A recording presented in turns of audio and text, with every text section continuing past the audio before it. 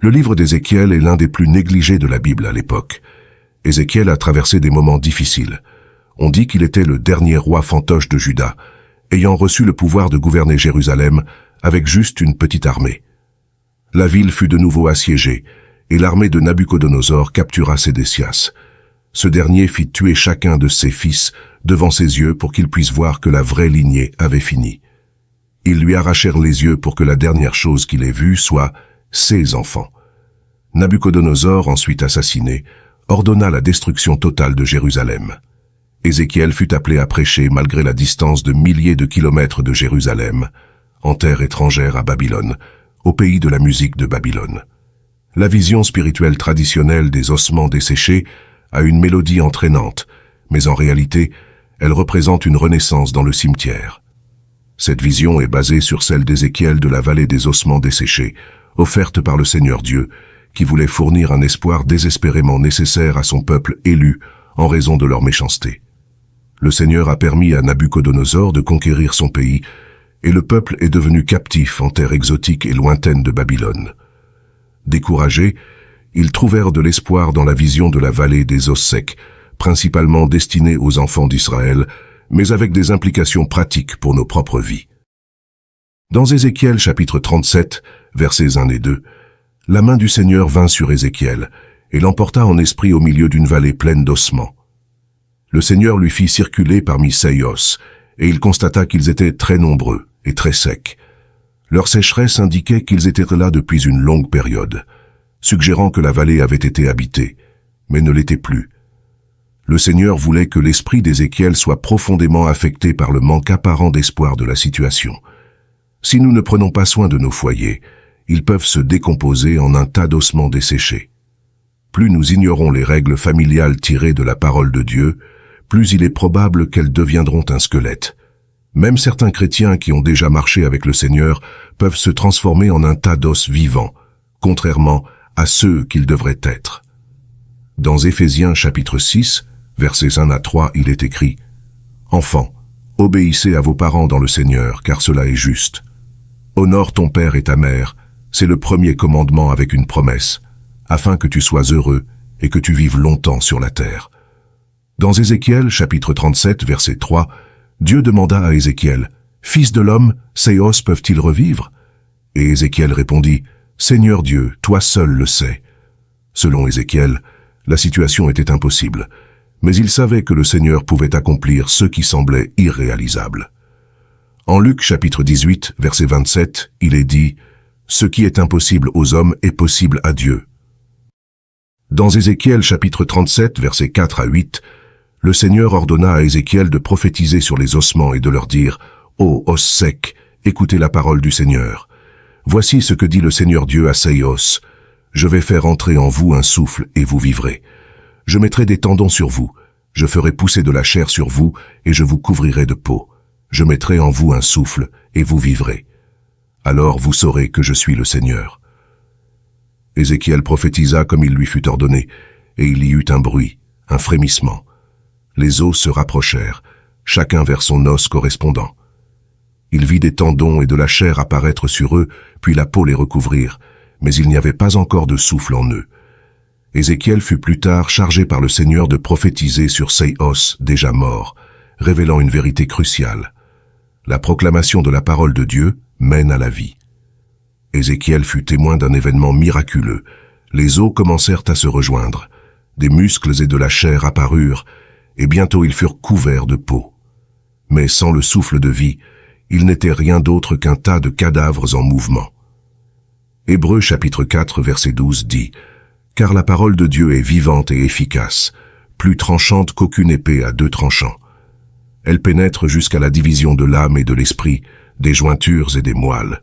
Elle juge les pensées et les intentions du cœur. » Dans Romains chapitre 10 verset 17, il est écrit « Ainsi la foi vient de ceux qu'on entend, et ce qu'on entend vient de la parole de Christ. » Ézéchiel chapitre 37 verset 9 dit « Prophétise au souffle, prophétise, fils de l'homme, et dis au souffle, ainsi parle le Seigneur Dieu, viens des 4 vents, souffle et souffle sur ces morts, afin qu'ils revivent. » Certaines personnes croient que l'œuvre de Dieu s'accomplit par l'organisation, mais même nos corps eux-mêmes sont organisés. L'Église peut mettre de l'ordre dans ses affaires, mais sans le souffle de vie, elle n'est qu'un corps sans vie. Ézéchiel fut chargé par Dieu de prêcher au vent, d'appeler au souffle. Le mot hébreu ruach peut signifier souffle, vent ou esprit. Ézéchiel découvrait que, sans la présence divine du Saint-Esprit, tout effort humain est vain. Le souffle de vie est nécessaire à notre existence, comme il l'était pour Adam. Une personne naît de l'esprit lorsqu'elle est née de nouveau.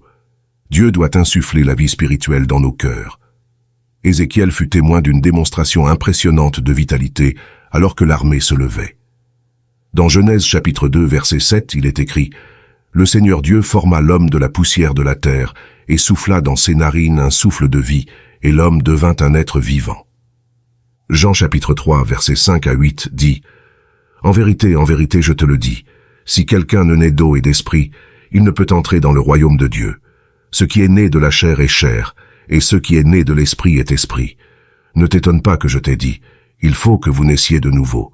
Le vent souffle où il veut, et tu en entends le bruit, mais tu ne sais pas d'où il vient, ni où il va.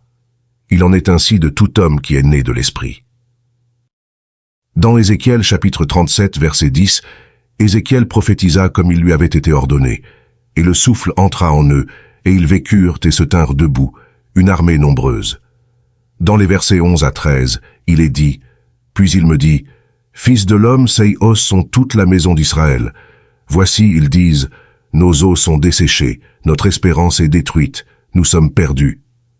C'est pourquoi prophétise et dis-leur, ainsi parle le Seigneur Dieu, voici, j'ouvrirai vos tombes. Je vous ferai remonter de vos tombes, ô mon peuple, et je vous ramènerai dans le pays d'Israël.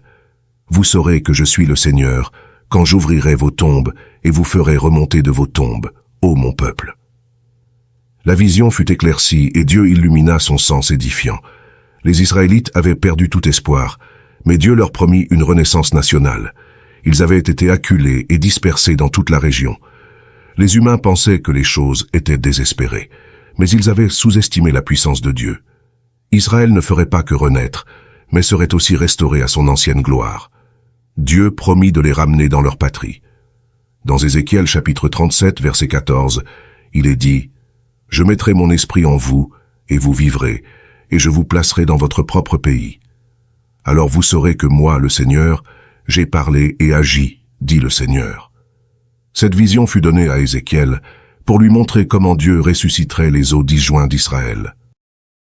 Ils avaient perdu toute vitalité, mais l'Esprit serait le moyen par lequel cette restauration serait atteinte.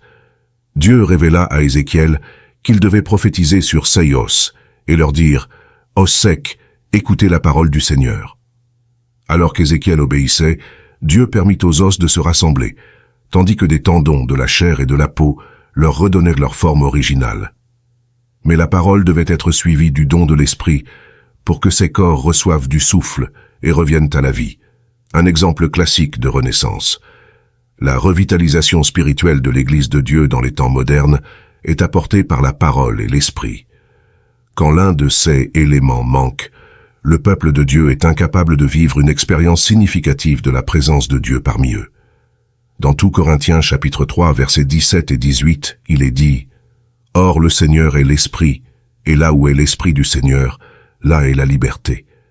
Nous tous qui, le visage découvert, contemplons comme dans un miroir la gloire du Seigneur, nous sommes transformés en la même image, de gloire en gloire, par l'Esprit du Seigneur. » Selon la parole de Dieu, nos transgressions et nos péchés nous ont rendus aussi sans vie qu'un tas d'os secs.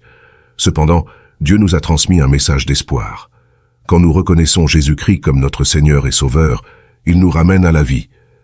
Il est temps de partager cette parole d'espoir avec ceux qui, à cause de leurs péchés et de leurs transgressions, sont encore spirituellement morts. Si nous passons la parole et gardons à l'esprit que nous dépendons du Saint-Esprit pour la force et l'orientation, nous pourrons observer un réveil. Dans Éphésiens chapitre 2, verset 1, il est écrit « Vous étiez morts par vos offenses et par vos péchés. » Dans Romains chapitre 5, verset 8, il est dit « Mais Dieu prouve son amour envers nous, en ce que lorsque nous étions encore pécheurs, Christ est mort pour nous. » Ce passage met l'accent sur la grâce et la miséricorde transformatrice de Dieu.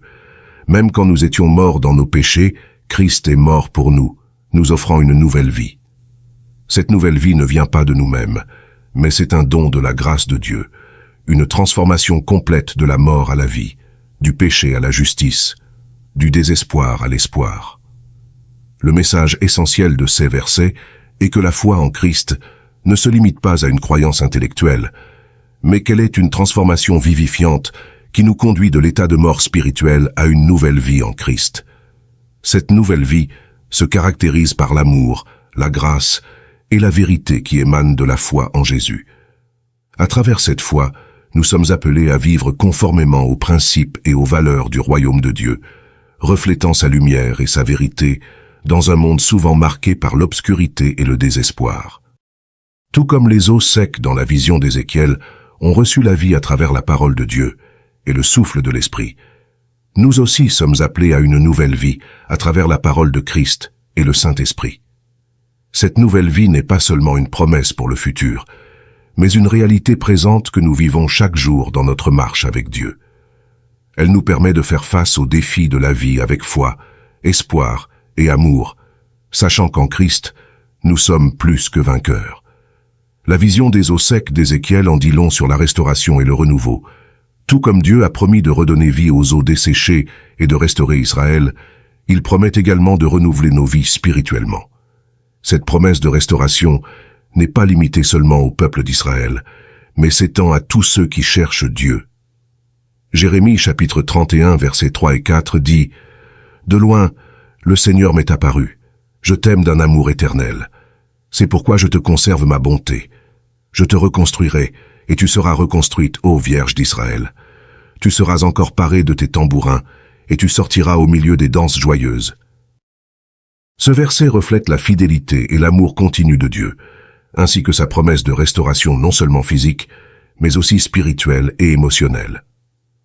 De plus, dans le Nouveau Testament, l'idée de la rénovation et de la restauration continue d'être un thème central. Dans 2 Corinthiens chapitre 5 verset 17, il est écrit « Si quelqu'un est en Christ, il est une nouvelle créature. Les choses anciennes sont passées. Voici, toutes choses sont devenues nouvelles. » Ce verset nous rappelle qu'en Christ, nous sommes transformés et renouvelés, laissant derrière nous l'ancienne vie de péché et commençant une nouvelle vie dans la justice et la vérité. Cette transformation est rendue possible par le Saint-Esprit, qui nous donne une nouvelle vie et nous permet de vivre selon la volonté de Dieu. Dans Romains chapitre 8, versets 10 et 11, il est affirmé « Si Christ est en vous, le corps est mort à cause du péché, mais l'esprit est vie à cause de la justice. Et si l'esprit de celui qui a ressuscité Jésus d'entre les morts habite en vous, celui qui a ressuscité le Christ d'entre les morts rendra aussi la vie à vos corps mortels par son esprit qui habite en vous. » Le message et la promesse de Dieu de restauration et de renouvellement nous concernent aujourd'hui. Ils sont un rappel de l'amour indéfectible de Dieu et de sa capacité à apporter la vie là où il y a la mort, l'espoir là où il y a le désespoir, et le renouveau là où il y a la destruction. En Christ, nous sommes invités à expérimenter ce renouveau et à vivre une vie qui reflète la gloire et la bonté de Dieu. Dans Ésaïe chapitre 43, versets 18 et 19, il est écrit « Ne vous souvenez plus des événements passés et ne considérez plus ce qui est ancien. Voici, je vais faire une chose nouvelle, sur le point d'arriver. Ne la connaîtrez-vous pas? Je mettrai un chemin dans le désert et des rivières dans la solitude. » Dieu nous appelle à ne pas nous accrocher à notre passé, mais à attendre avec impatience ce qu'il va faire de nouveau, même dans les déserts de nos vies. Dieu promet de faire couler des rivières en signe de vie et d'espoir au milieu de la désolation. La croix du Christ est le point culminant de ce message de renouveau et de transformation. Dans Colossiens chapitre 2, versets 13 et 14, il est écrit « Vous qui étiez morts par vos offenses et par l'incirconcision de votre chair, il vous a rendus à la vie avec lui, en nous faisant grâce pour toutes nos offenses. Il a effacé l'acte dont les ordonnances nous condamnaient et qui subsistait contre nous, et il l'a annulé en le clouant à la croix. » Ce passage met en évidence l'ampleur de ce que Jésus a accompli. Il a non seulement pardonné nos péchés, mais il a aussi complètement éliminé la dette que nous avions envers Dieu en la clouant sur la croix. La résurrection du Christ est la preuve ultime de la capacité de Dieu à apporter la vie où il y avait la mort. Dans 1 Corinthiens chapitre 15 verset 22, Paul écrit « Et comme tous meurent en Adam, de même aussi tous revivront en Christ. » La résurrection du Christ n'est pas seulement un événement historique, c'est la garantie de notre propre résurrection et renouvellement. Tout comme les os secs d'Ézéchiel furent rassemblés et ressuscités, nous aussi, en Christ, sommes rassemblés et amenés à une nouvelle vie. Ce message de renouveau et d'espoir est particulièrement pertinent en période de difficulté et de désespoir. Il nous rappelle que, peu importe à quel point la situation peut sembler désespérée, Dieu a le pouvoir de transformer et de redonner vie. Au milieu des adversités, nous pouvons nous accrocher à la promesse que Dieu travaille pour faire quelque chose de nouveau dans nos vies.